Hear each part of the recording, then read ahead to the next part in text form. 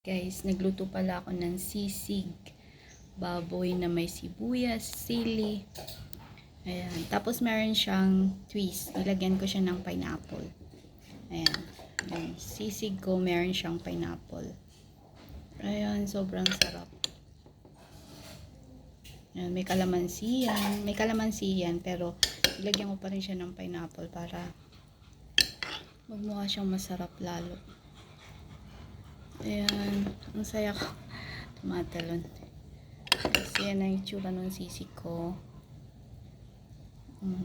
Ayan guys, sobrang sarap. Ayan, kita nyo.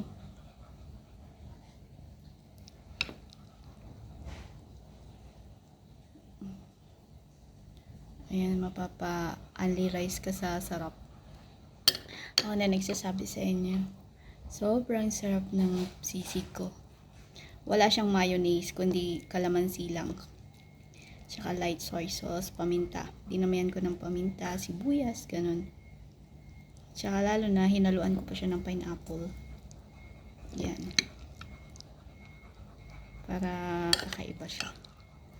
Kakaiba. So anyway guys, yan pala yung sisig ni Jackie na merong pineapple.